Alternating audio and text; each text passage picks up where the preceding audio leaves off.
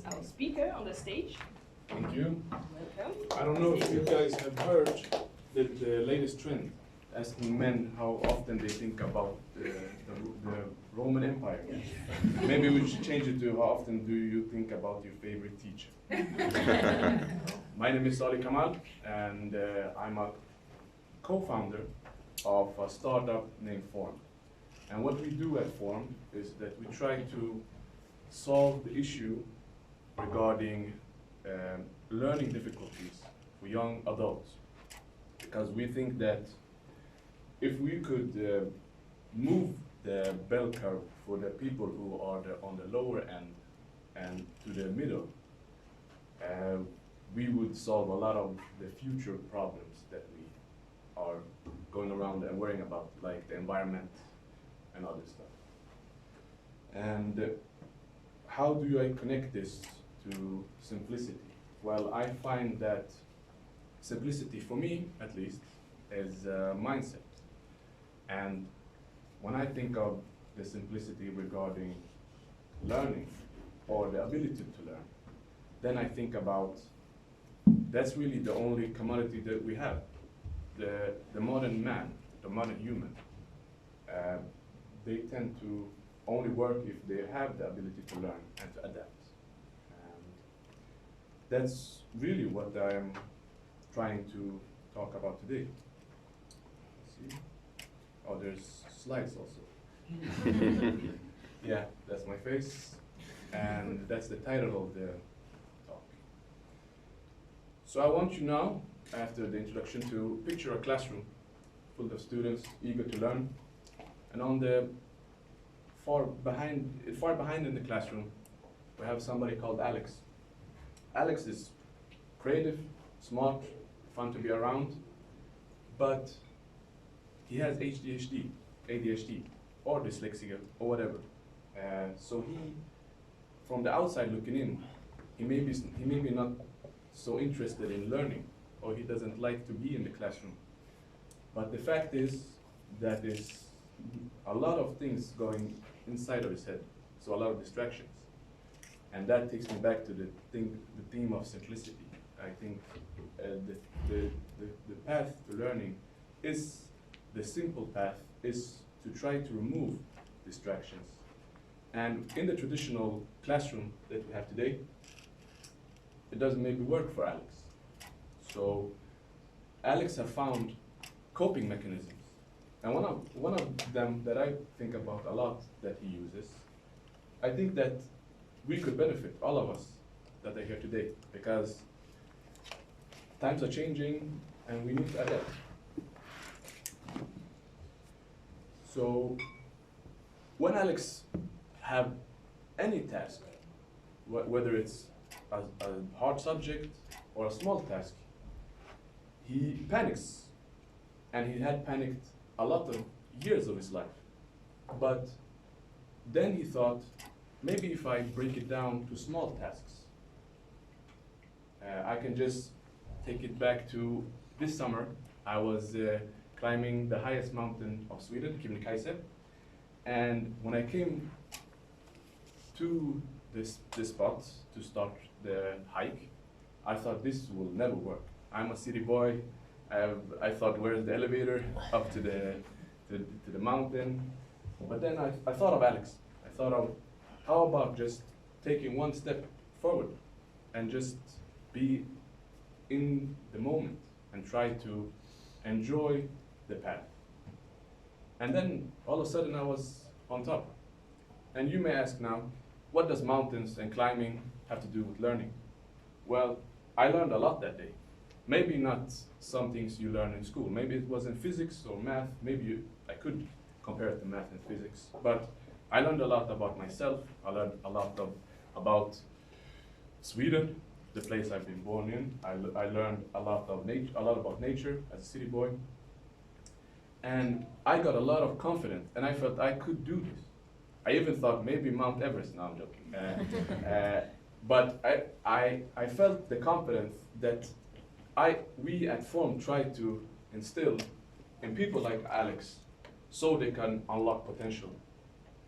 Because one thing I think about a lot besides the Roman Empire, is there's the worst thing in life, in my opinion, is lost potential. And as long as we breathe, we have potential. And that takes me to the next topic, because I've been talking about Alex, young person, I've talked about myself, but what does this bring to this room full of bright minds? Well, something, I don't know, maybe you've heard about, is lifelong learning. So just as I said, I despise the idea that learning is just in the classroom. You should be able to adapt to any situation, or I'll talk about it in this slide, but you will need to, because nothing is the same and everything is evolving. And one quote I've heard that I really want to share with you today is, we are born and maybe we live till we are 25 or 21, depending on the country, and then we die. But we are buried when we are 80, 90, or 100. How come, you may ask? Well, you go to school, you learn, you're curious, you have new experiences, you learn new things about yourself. And then when you're 25, you go to the workplace, you just mundane day after day, and you feel like, I don't need to learn. I don't even want to look at the documentaries after work because I'm so tired. That's the thing I want to change, because, or the mindset is the really thing I want to change, because really need, in this day and age, really need to be lifelong learners and have the ability to learn. Because as I said before, the world is changing, whether you want it or not. If I had my way, I would be as old as Alex forever. But I can't, and there's responsibilities. And the technologies that we have today are made for us to have the ability to learn. Because that's one thing I've been recently researching about, and that's learnability, the ability to learn. That's one key thing I would like you to take with you. And it have never been as crucial as it's been today. One generation ago, you could be a locksmith your whole life and retire, but today you can't. It's just simple as that, because the rise of AI and other buzzwords that you hear from keynote speakers. And so you may ask, Oliver, so what to do? You're here telling us that we are doomed. No, we are not. Actually, if we have the ability to have time for ourselves, to have deliberate practice on something we find interesting and something that maybe is not confined to a classroom or a school, that's the ability to learn. You don't need to go to a fancy school and give up your day job. It only needs like 5 minutes a day. But it's not all roses and sunshine. There is challenges with learning in this simplicity mindset that I've been spoken about. Often, if you oversimplify things, you remove the essence, and you cut down the most important branches of the tree, there won't be a tree anymore. And one thing I find in pop science, in Swedish it's called populärvetenskap, where they have like charismatic characters who talk about difficult stuff like chemistry or physics, etc., is that they try to dumb it down.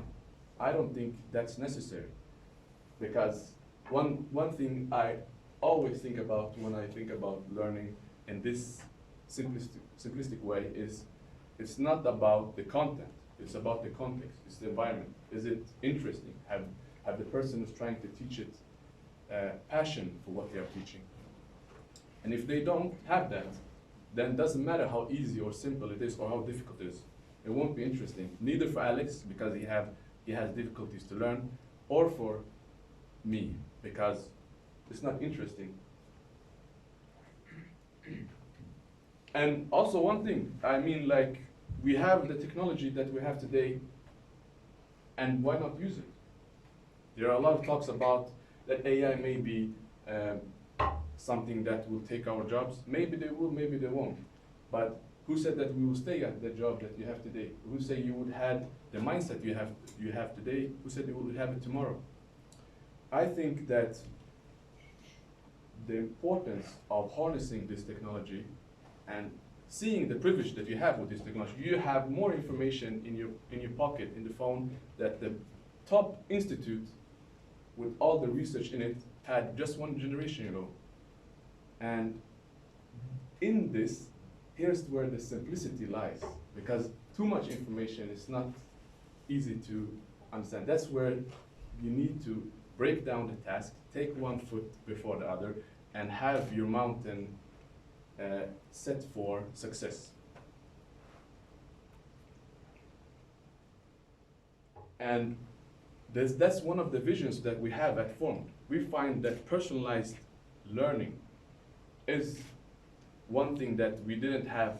I didn't have it when I grew up, and I'm sure that maybe a lot of you didn't have it when you grew up, because we can see that if somebody who have maybe difficulties with math or anything, if they have a tutor, or if they have somebody who will show them a context that would be beneficial for them, they will move to the middle of the bell curve. You know, the bell curve, when you have like most of us in the middle and outliers that have very easy to learn and some that have more difficulty to learn. And with this personalized learning, you could easily find any information that you find interesting, easy to learn. Doesn't matter how difficult or easy it is. And at Formed, we try to do this, and we try to take this as how the big social media platforms today are working, by recommendations, because nobody knows you as good as social media or the Netflix recommendations. And that's how we try to solve the problems. But that doesn't mean that it's the only solution. But one of the main key things I would take with me, give you here today, is try to find the context and the environment where you can easily succeed. By easily succeed, I mean in the environment where if you fail, doesn't matter. Just take a startup, for example. I often take startups and learning and see the comparison. A startup, the environment is very, very good for you, really, because if I start a startup and it fails, it failed, no problem. But the upside is if it's successful, I get a lot of more insights, I get to meet a lot of new people, and I get, hopefully, money also. So yeah, that's what I wanted to talk about, that context versus content. Context is, for me, more important than context is more important than content, because we could easily have a teacher that is very smart, but not they're not good at delivering the information, or not passionate enough for us. Because this information I'm talking about today, you could easily Google it and talk and find a smarter person and a more charismatic person that are explaining it. But I think today's age, passion and the environment is much more important than what the teacher have in their mind. And one provocative question I want to leave with you is, just imagine if we all had the opportunity to learn, and not just all of us here, I mean the whole world had the opportunity to be moved from the outlier on the left-hand side on the bell curve to the middle. How would the economies and societies change if we could take not just the people in poverty and not able to access schools? I mean, everybody who have had difficulties with some subject and maybe fall in love with them and maybe find insights that nobody thought about. I know there's some quotes about, like, if everybody had the opportunity to go to school, we had cured cancer. And I really believe there's something in it, that there are a lot of people with the potential to do great things, but maybe not the context or the environment or the passionate teacher or the tools.